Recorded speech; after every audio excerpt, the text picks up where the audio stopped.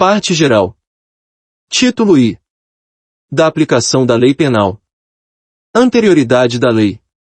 Artigo 1º. Não há crime sem lei anterior que o defina. Não há pena sem prévia cominação legal. Lei penal no tempo. Artigo 2º. Ninguém pode ser punido por fato que lei posterior deixe de considerar crime, cessando em virtude dela a execução e os efeitos penais da sentença condenatória. Parágrafo único. A lei posterior, que de qualquer modo favorecer o agente, aplica-se aos fatos anteriores, ainda que decididos por sentença condenatória transitada em julgado. Lei excepcional ou temporária. Artigo 3º. A lei excepcional ou temporária, embora decorrido o período de sua duração ou cessadas as circunstâncias que a determinaram, aplica-se ao fato praticado durante sua vigência. Tempo do crime. Artigo 4º. Considera-se praticado o crime no momento da ação ou omissão, ainda que outro seja o momento do resultado. Territorialidade. Artigo 5º. Aplica-se a lei brasileira, sem prejuízo de convenções, tratados e regras de direito internacional, ao crime cometido no território nacional. Primeiro, para os efeitos penais, consideram-se como extensão do território nacional as embarcações e aeronaves brasileiras, de natureza pública ou a serviço do governo brasileiro onde quer que se encontrem, bem como as aeronaves e as embarcações brasileiras, mercantes ou de propriedade privada, que se achem, respectivamente, no espaço aéreo correspondente ou em alto mar.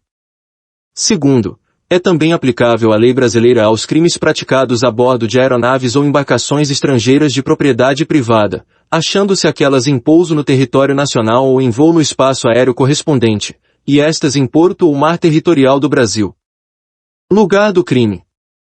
Artigo 6º. Considera-se praticado o crime no lugar em que ocorreu a ação ou omissão, no todo ou em parte, bem como onde se produziu ou deveria produzir-se o resultado. Extraterritorialidade. Artigo 7º. Ficam sujeitos à lei brasileira, embora cometidos no estrangeiro. E os crimes. A. Contra a vida ou a liberdade do Presidente da República. B. Contra o patrimônio ou a fé pública da União, do Distrito Federal, de Estado, de território, de município, de empresa pública, sociedade de economia mista, autarquia ou fundação instituída pelo poder público. C. Contra a administração pública, por quem está a seu serviço. D. De genocídio, quando o agente for brasileiro ou domiciliado no Brasil.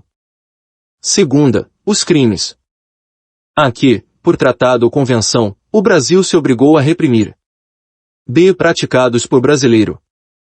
C. Praticados em aeronaves ou embarcações brasileiras, mercantes ou de propriedade privada, quando em território estrangeiro, e aí não sejam julgados. Primeiro, nos casos do inciso I, o agente é punido segundo a lei brasileira, ainda que absolvido ou condenado no estrangeiro. Segundo, nos casos do inciso 2º, a aplicação da lei brasileira depende do concurso das seguintes condições. A. Entrar o agente no território nacional. B. Ser o fato punível também no país em que foi praticado.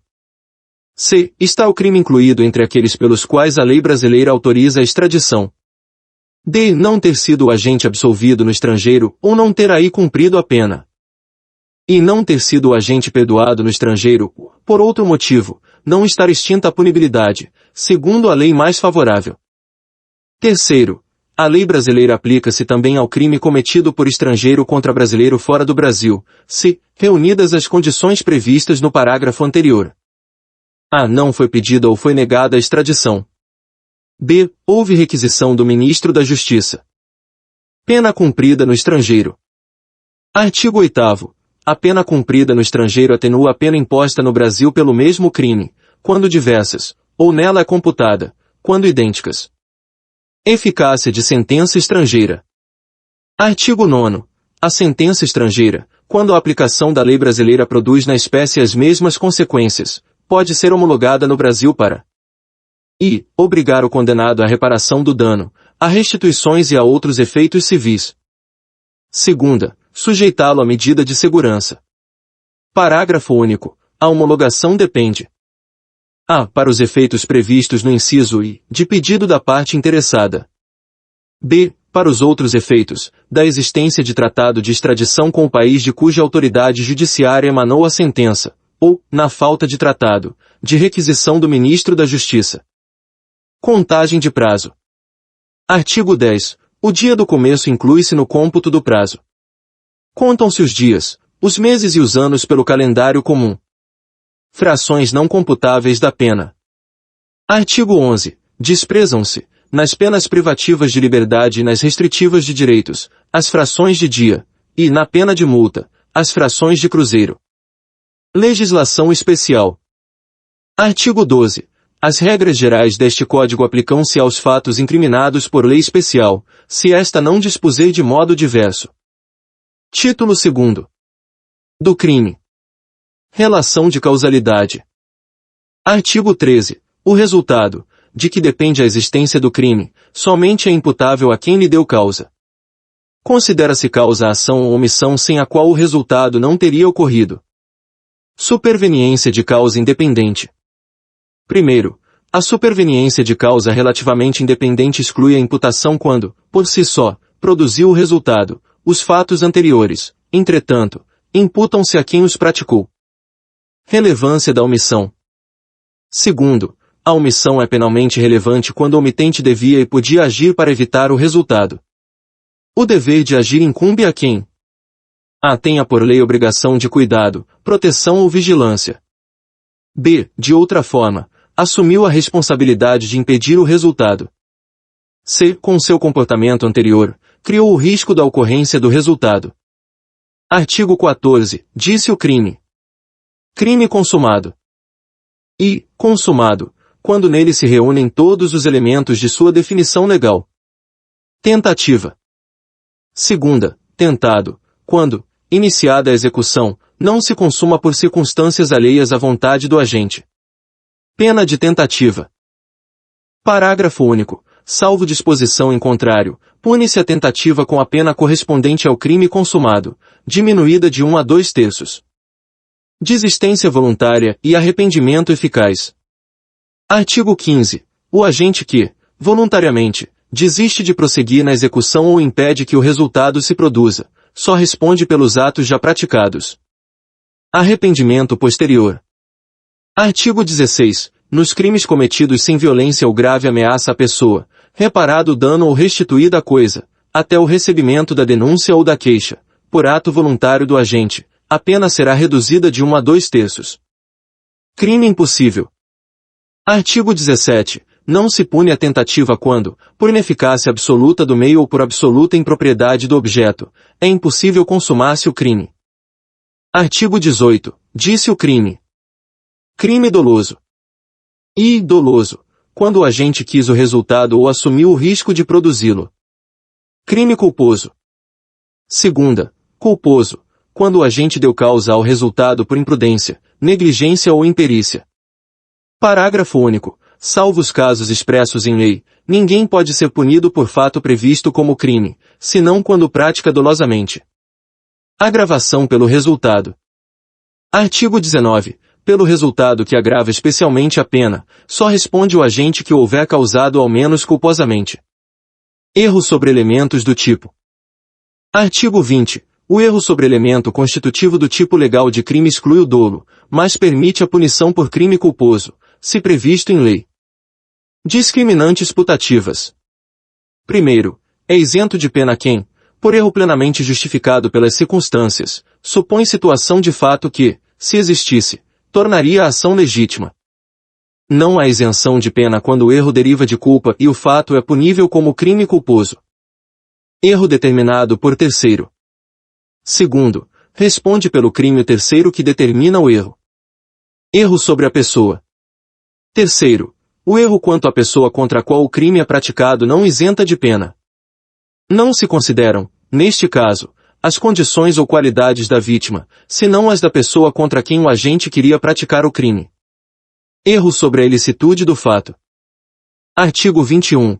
O desconhecimento da lei é inexcusável. O erro sobre a ilicitude do fato, se inevitável, isenta de pena, se evitável, poderá diminuí-la de 1/6 a 1/3. Parágrafo único. Considera-se evitável o erro se o agente atua ou se omite sem a consciência da ilicitude do fato, quando lhe era possível, nas circunstâncias, ter ou atingir essa consciência. Coação irresistível e obediência hierárquica.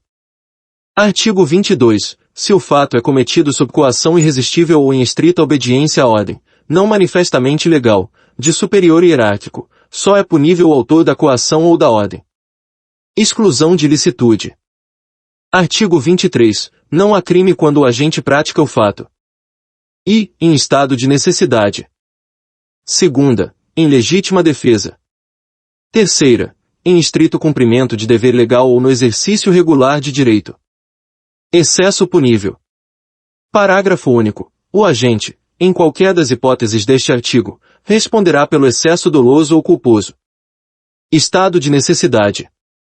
Artigo 24. Considera-se em estado de necessidade quem pratica o fato para salvar de perigo atual, que não provocou por sua vontade, nem podia de outro modo evitar, direito próprio ou alheio, cujo sacrifício, nas circunstâncias, não era razoável exigir-se. Primeiro, não pode alegar estado de necessidade quem tinha o dever legal de enfrentar o perigo. Segundo, embora seja razoável exigir-se o sacrifício do direito ameaçado, a pena poderá ser reduzida de 1 a 2/3. Legítima defesa. Artigo 25. Entende-se em legítima defesa quem, usando moderadamente dos meios necessários, repele injusta agressão, atual ou iminente, a direito seu ou de outrem. Parágrafo único. Observados os requisitos previstos no caput deste artigo, considera-se também em legítima defesa o agente de segurança pública que repele agressão ou risco de agressão à vítima mantida refém durante a prática de crimes. Título 3º. Da imputabilidade penal. Inimputáveis. Artigo 26. É isento de pena o agente que, por doença mental ou desenvolvimento mental incompleto ou retardado, era, ao tempo da ação ou da omissão, inteiramente incapaz de entender o caráter ilícito do fato ou de determinar-se de acordo com esse entendimento. Redução de pena. Parágrafo único. A pena pode ser reduzida de 1 a 2/3, se o agente, em virtude de perturbação de saúde mental ou por desenvolvimento mental incompleto ou retardado não era inteiramente capaz de entender o caráter ilícito do fato ou de determinar-se de acordo com esse entendimento. Menores de 18 anos. Artigo 27. Os menores de 18 anos são penalmente inimputáveis, ficando sujeitos às normas estabelecidas na legislação especial. Emoção e paixão. Artigo 28. Não excluem a imputabilidade penal. E, a emoção ou a paixão. Embriaguez. Segunda, a embriaguez, voluntária ou culposa, pelo álcool ou substância de efeitos análogos. Primeiro, é isento de pena o agente que, por embriaguez completa, proveniente de caso fortuito ou força maior, era, ao tempo da ação ou da omissão, inteiramente incapaz de entender o caráter ilícito do fato ou de determinar-se de acordo com esse entendimento. Segundo, a pena pode ser reduzida de 1 a 2/3, se o agente, por embriaguez, proveniente de caso fortuito ou força maior, não possuía, ao tempo da ação ou da omissão, a plena capacidade de entender o caráter ilícito do fato ou de determinar-se de acordo com esse entendimento. Título 4. Do concurso de pessoas. Artigo 29. Quem, de qualquer modo, concorre para o crime incide nas penas a este cominadas, na medida de sua culpabilidade. Primeiro, se a participação for de menor importância, a pena pode ser diminuída de 1/6 a 1/3. Segundo, se algum dos concorrentes quis participar de crime menos grave, ser-lhe-á aplicada a pena deste, essa pena será aumentada até metade, na hipótese de ter sido previsível o resultado mais grave. Circunstâncias incomunicáveis. Artigo 30. Não se comunicam as circunstâncias e as condições de caráter pessoal, salvo quando elementares do crime. Casos de impunibilidade. Artigo 31. O ajuste, a determinação ou instigação e o auxílio, salvo disposição expressa em contrário, não são puníveis, se o crime não chega, pelo menos, a ser tentado. Título V. Das penas. Capítulo I. Das espécies de pena. Artigo 32. As penas são: I. Privativas de liberdade. Segunda, restritivas de direitos. Terceira, de multa. Seção I. Das penas privativas de liberdade. Reclusão e detenção. Artigo 33. a pena de reclusão deve ser cumprida em regime fechado, semiaberto ou aberto. A de detenção, em regime semiaberto, ou aberto, salvo necessidade de transferência a regime fechado. Primeiro, considera-se a. Regime fechado a execução da pena em estabelecimento de segurança máxima ou média. B. Regime semiaberto a execução da pena em colônia agrícola, industrial ou estabelecimento similar. C. Regime aberto a execução da pena em casa de albergado ou estabelecimento adequado. Segundo, as penas privativas de liberdade deverão ser executadas em forma progressiva, segundo o mérito do condenado, observados os seguintes critérios e ressalvadas as hipóteses de transferência a regime mais rigoroso. A. O condenado a pena superior a 8 anos deverá começar a cumpri-la em regime fechado.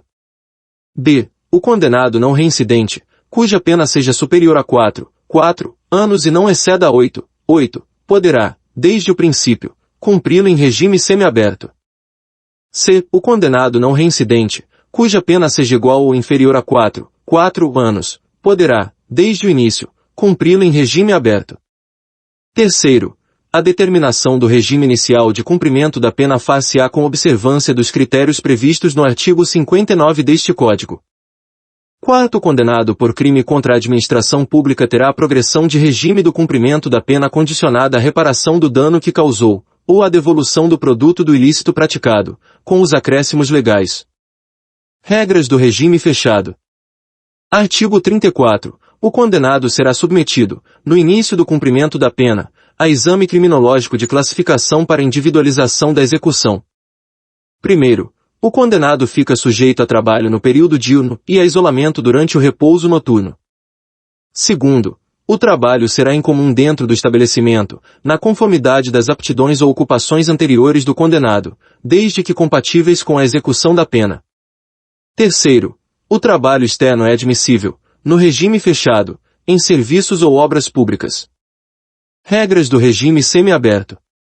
Artigo 35. Aplica-se a norma do artigo 34 deste Código, caput, ao condenado que inicie o cumprimento da pena em regime semiaberto.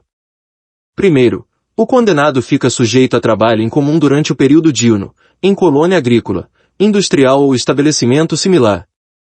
Segundo, o trabalho externo é admissível, bem como a frequência a cursos supletivos profissionalizantes, de instrução de segundo grau ou superior. Regras do regime aberto. Artigo 36. O regime aberto baseia-se na autodisciplina e senso de responsabilidade do condenado. Primeiro, o condenado deverá, fora do estabelecimento e sem vigilância, trabalhar, frequentar curso ou exercer outra atividade autorizada, permanecendo recolhido durante o período noturno e nos dias de folga. Segundo, o condenado será transferido do regime aberto, se praticar fato definido como crime doloso, se frustrar os fins da execução ou se, podendo, não pagar a multa cumulativamente aplicada. Regime especial. Artigo 37. As mulheres cumprem pena em estabelecimento próprio, observando-se os deveres e direitos inerentes à sua condição pessoal, bem como, no que couber, o disposto neste capítulo. Direitos do preso.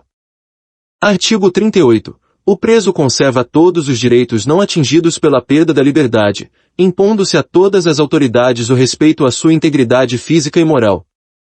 Trabalho do preso. Artigo 39. O trabalho do preso será sempre remunerado, sendo-lhe garantidos os benefícios da Previdência Social. Legislação especial. Artigo 40. A legislação especial regulará a matéria prevista nos artigos 38 e 39 deste Código, bem como especificará os deveres e direitos do preso, os critérios para a revogação e transferência dos regimes e estabelecerá as infrações disciplinares e correspondentes sanções. Superveniência de doença mental. Artigo 41. O condenado a quem sobrevém doença mental deve ser recolhido ao hospital de custódia e tratamento psiquiátrico ou, à falta, a outro estabelecimento adequado. Detração. Artigo 42. Computam-se, na pena privativa de liberdade e na medida de segurança, o tempo de prisão provisória, no Brasil ou no estrangeiro, o de prisão administrativa e o de internação em qualquer dos estabelecimentos referidos no artigo anterior. Seção 2ª. Das penas restritivas de direitos. Penas restritivas de direitos. Artigo 43. As penas restritivas de direitos são: I. Prestação pecuniária. Segunda, perda de bens e valores. Terceira, limitação de fim de semana. Quarta, prestação de serviço à comunidade ou a entidades públicas. V. Interdição temporária de direitos. Sexta, limitação de fim de semana. Artigo 44. As penas restritivas de direitos são autônomas e substituem as privativas de liberdade, quando I. Aplicada a pena privativa de liberdade não superior a 4 anos e o crime não for cometido com violência ou grave ameaça à pessoa ou, qualquer que seja a pena aplicada, se o crime for culposo. Segunda, o réu não for reincidente em crime doloso. Terceira, a culpabilidade, os antecedentes, a conduta social e a personalidade do condenado, bem como os motivos e as circunstâncias indicarem que essa substituição seja suficiente. Primeiro, vetado. Segundo, na condenação igual ou inferior a 1 ano, a substituição pode ser feita por multa ou por uma pena restritiva de direitos. Se superior a 1 ano, a pena privativa de liberdade pode ser substituída por uma pena restritiva de direitos e multa ou por 2 restritivas de direitos. Terceiro, se o condenado for reincidente, o juiz poderá aplicar a substituição, desde que, em face de condenação anterior, a medida seja socialmente recomendável e a reincidência não se tenha operado em virtude da prática do mesmo crime. Quarto, a pena restritiva de direitos convertir-se em privativa de liberdade quando ocorrer o descumprimento injustificado da restrição imposta. No cálculo da pena privativa de liberdade a executar será deduzido o tempo cumprido da pena restritiva de direitos, respeitado o saldo mínimo de 30 dias de detenção ou reclusão. Quinto, sobrevindo condenação à pena privativa de liberdade, por outro crime, o juiz da execução penal decidirá sobre a conversão, podendo deixar de aplicá-la se for possível ao condenado cumprir a pena substitutiva anterior. Conversão das penas restritivas de direitos. Artigo 45. Na aplicação da substituição prevista no artigo anterior, proceder-se-á na forma deste dos arts. 46, 47 e 48. Primeiro, a prestação pecuniária consiste no pagamento em dinheiro à vítima, a seus dependentes ou à entidade pública ou privada com destinação social, de importância fixada pelo juiz, não inferior a um salário mínimo nem superior a 360 salários mínimos. O valor pago será deduzido do montante de eventual condenação em ação de reparação civil, se coincidentes os beneficiários. Segundo, no caso do parágrafo anterior, se houver aceitação do beneficiário, a prestação pecuniária pode consistir em prestação de outra natureza. Terceiro, a perda de bens e valores pertencentes aos condenados dar-se-á, ressalvada a legislação especial, em favor do Fundo Penitenciário Nacional, e seu valor terá como teto o que for maior o montante do prejuízo causado ou do provento obtido pelo agente ou por terceiro, em consequência da prática do crime. Quarto, vetado. Prestação de serviços à comunidade ou a entidades públicas. Artigo 46. A prestação de serviços à comunidade ou a entidades públicas é aplicável às condenações superiores a 6 meses de privação da liberdade. Primeiro, a prestação de serviços à comunidade ou a entidades públicas consiste na atribuição de tarefas gratuitas ao condenado. Segundo, a prestação de serviço à comunidade dá-se-á em entidades assistenciais, hospitais, escolas, orfanatos e outros estabelecimentos congêneres, em programas comunitários ou estatais. Terceiro, as tarefas a que se refere o primeiro serão atribuídas conforme as aptidões do condenado, devendo ser cumpridas à razão de 1 hora de tarefa por dia de condenação, fixadas de modo a não prejudicar a jornada normal de trabalho. Quarto, se a pena substituída for superior a 1 ano, é facultado ao condenado cumprir a pena substitutiva em menor tempo. Artigo 55. Nunca inferior à metade da pena privativa de liberdade fixada. Interdição temporária de direitos. Artigo 47. As penas de interdição temporária de direitos são: I. Proibição do exercício de cargo, função ou atividade pública, bem como de mandato eletivo. Segunda, proibição do exercício de profissão, atividade ou ofício que dependam de habilitação especial, de licença ou autorização do poder público. Terceira, suspensão de autorização ou de habilitação para dirigir veículo. Quarta, proibição de frequentar determinados lugares. V. Proibição de inscrever-se em concurso, avaliação ou exame públicos. Limitação de fim de semana. Artigo 48. A limitação de fim de semana consiste na obrigação de permanecer, aos sábados e domingos, por 5 horas diárias, em casa de albergado ou outro estabelecimento adequado. Parágrafo único. Durante a permanência poderão ser ministrados ao condenado cursos e palestras ou atribuídas atividades educativas. Seção 3ª. Da pena de multa.